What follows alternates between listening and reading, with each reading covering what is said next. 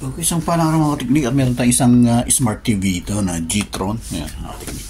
G-Tron, 32 inches. Yan, 8500 LTV.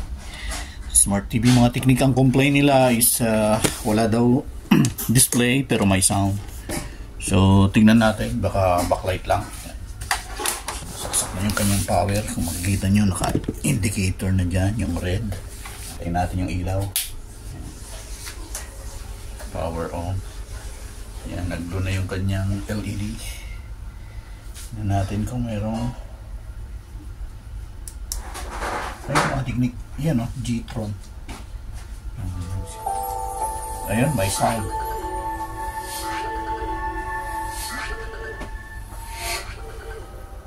Ayan, meron siyang sound. Nag-initialize may sound mga teknik. So, good sign yun na meron siyang display pero wala siyang backlight.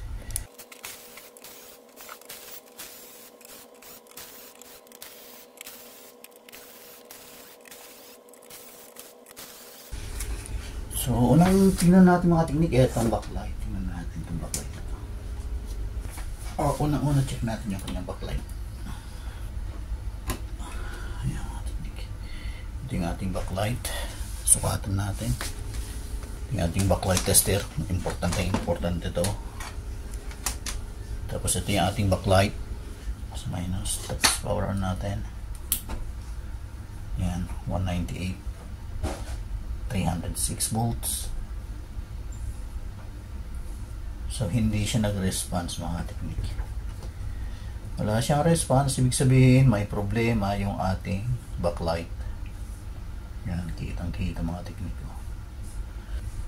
Kasi kung ano yung output niya dapat, kung ilan yung backlight na nakakabit sa kanya, mag-adjust yung ating voltage. Pero nakita nyo hindi nagbago. Wala ring ilaw na nag-ilaw mula sa loob.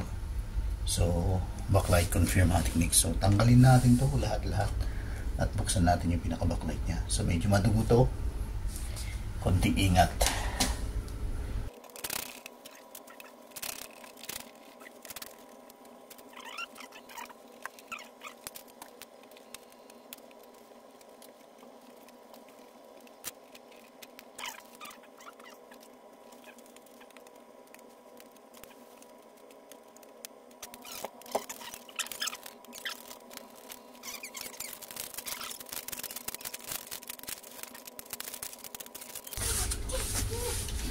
Ito yung problema. Yan, buo ito. Okay ito. Okay itong strip na to. Yan, ito yung may sira. Yan. So, confirm mga teknik. Dito yung problema. So, check. Ito, good to. Good. Yun, ito yung may problema. Ito yung may problema. So, X yan. Yan, okay.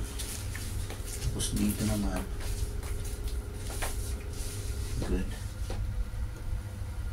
Good. So, ito yung problema mga teknik. Yan.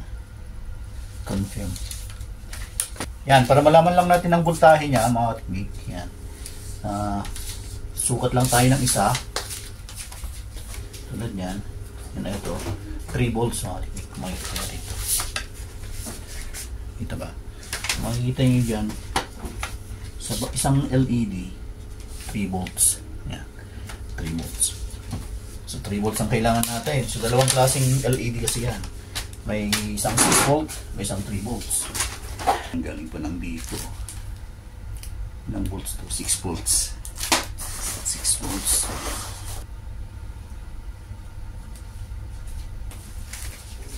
Ayan, 3 volts. So, eto mga teknik ang ipapalit natin. Eto. Yan. Tatanggalin natin to. Babaakin na lang natin. Tapos, check din muna natin kung okay yung ating supply. 3 volts. Tingnan nyo rito sa ating pang test. Plus, lagay lang natin yung plus tsaka minus. Yan. So, 3 volts mga teknik. Pares lang sila.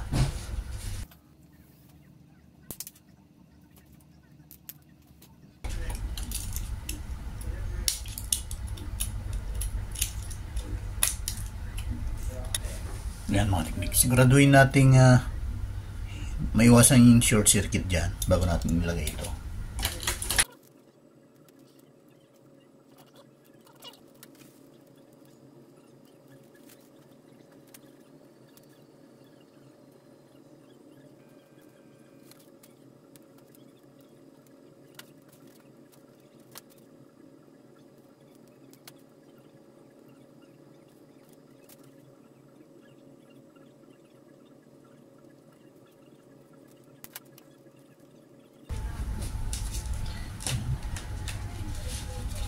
Minus, plus, yun. So, okay na po siya mga teknik. Okay, sarado na natin.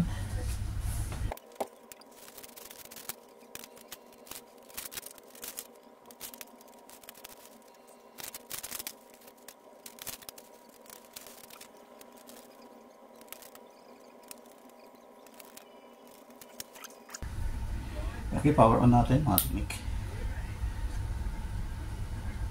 Yun. Makikita nyo mga teknik.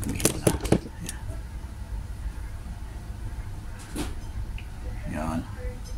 32 volts lang mga teknik. So, goods na tayo dyan. Balik na natin. So, ito yung tinatawag nilang reverse engineering. Kung ano yung huling tanggal, yun yung unang balik. So, ito yung huling tanggal natin kanina.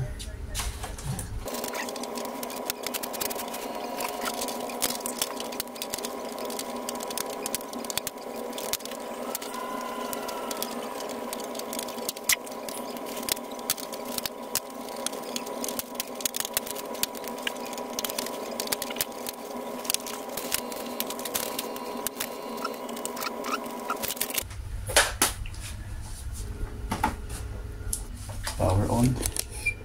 Ayun, G-Tron mga teknik. Ganda. So, praise God. Glory to God at naayos din. Ayan. So, ayan mga teknik. Ayun. May ganun pa siya mga teknik. So, finalize muna natin. So, glory to God. Thank you Jesus. At naka-repair na naman tayo. Ayan. Smart Cloud TV daw. Okay. Finalize natin.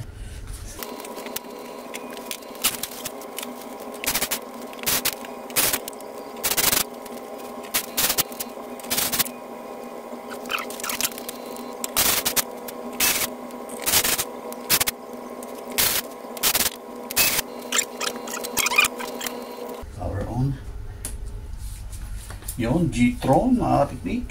Thanks God, glory to God at okay na siya. Yan. So yun lang mga teknik. Tipid-tipid lang tayo. Hindi natin kailangan palitan lahat yung kanyang kwan. Try lang natin i-navigate yung kanyang kwan. Navigate yung kanyang internet. Yan. Navigate natin yung kanyang internet.